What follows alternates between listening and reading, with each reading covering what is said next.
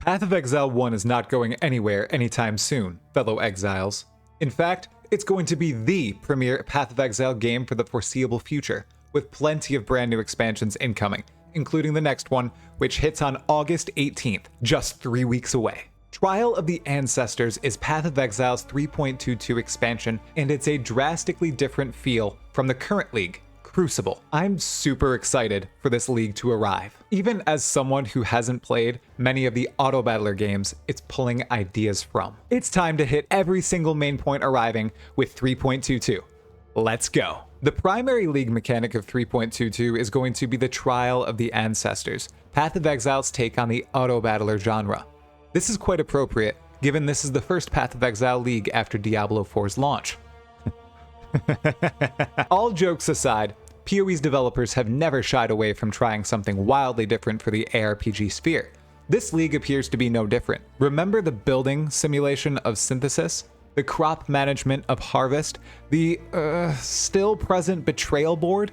How about good old monster catching Bestiary League? Now we're going to construct small armies with units, set a battlefield, and combat a rival tribe with our own in the Trial of the Ancestors. The Trial of the Ancestors is a tournament between various tribes in the Karui afterlife, overseen by the goddess of the underworld and death, Hinekora. To access this tournament, we use silver coins we find throughout the world, work with the returning Navali to enter the afterlife, and then enter the tournament with a tribe of our own. Essentially, we're building a team to fight another team to the fake death so we can earn gifts from Hinekora. The goal is to defeat all the other warriors and their respective totems before they do the same to our own side. I'm hoping the combat is meaningful and difficult, not carried completely by our units and the obstacles we place. We'll get to experience this soon enough, in just 3 weeks on August 18th. But what rewards shall we reap from the Karui afterlife? Although the Trial of the Ancestors tournament will hand out regular PoE items, it has a few distinct, powerful new rewards associated with it, split into 3 categories: tattoos, omens, and the Lock of Hinekora. The most fascinating of the new rewards is definitely tattoos, items you can use on the attribute nodes of your passive skill tree. You earn tattoos exclusively in Trial of the Ancestors tournaments, and they vary greatly in power and rarity. One tattoo will allow you to change a strength attribute node to add 8% fire resistance. Another will swap over any attribute node to grant 1% increased mana reservation efficiency of skills.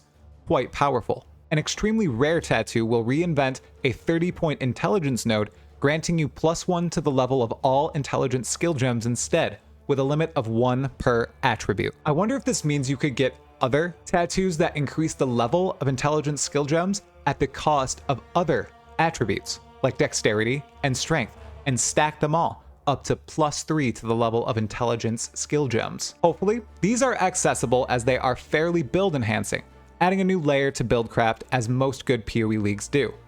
Sometimes in the past, the coolest items could be near unattainable. I'd like to deck my characters out in tattoos this league. Now on to omens. Omens are a curious PoE addition. These can only be rewarded by winning an Ancestor tournament. They are consumable items that rest in your inventory with an effect that occurs upon a specific trigger. For example, an Omen of Return creates a portal to town on death and is consumed. An Omen of Fortune immediately turns the next item you use a chance orb on into a unique item and is then consumed. This has the potential to be quite meaningful. Let's see how difficult tournaments are to win. Hinekora's Lock is going to be the pinnacle reward for Ancestor content. The item allows you to foresee the result of an item crafting outcome before you commit to the craft. You could see what a Chaos Orb will reroll an item to, what an Exalted Orb will slam on a rare item, or what a Regal Orb might grant a magic item being upgraded to rare. It'll be an item sought after by high-end crafters, and a collectible for treasure hunters like me. It shall be mine. On top of the new league mechanic, 3.22 reintroduces the forbidden Sanctum. For all new players, this is a roguelite in Path of Exile, allowing characters to tackle a unique dungeon comprised of 4 floors and 4 unique, difficult boss encounters. Brought back as a fan favorite, it's essentially the major endgame addition in this particular Path of Exile expansion, layering another solid system upon the firm foundation of the Atlas and mapping. We meet Divinia, the Templar who introduces us to the Sanctum in Act 10, and can find entire itemized floors anytime afterward.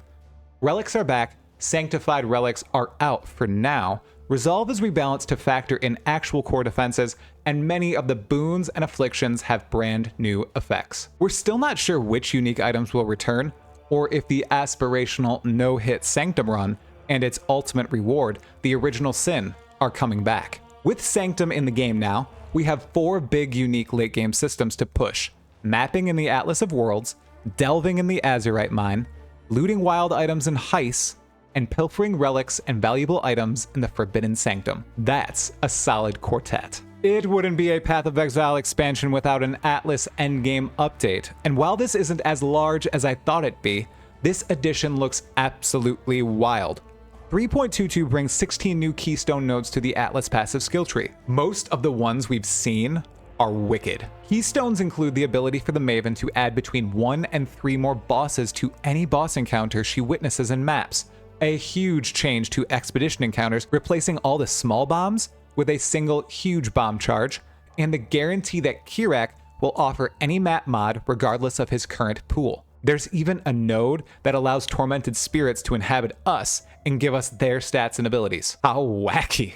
Rejoice, for 16 brand new support gems are making their way into Path of Exile 1. Each gem is aimed at broadening or opening up a new or specific playstyle. One makes Warcries deal substantial damage.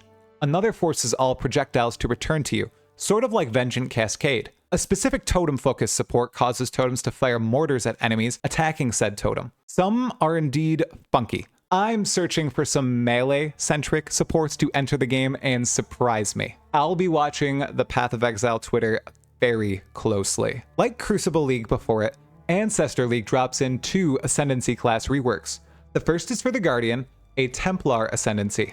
It focuses on summons, links, and heralds now. The second Ascendancy rework, kudos to Dreamcore who called this in our 3.22 prediction collab, is the Chieftain, a Marauder Ascendancy class.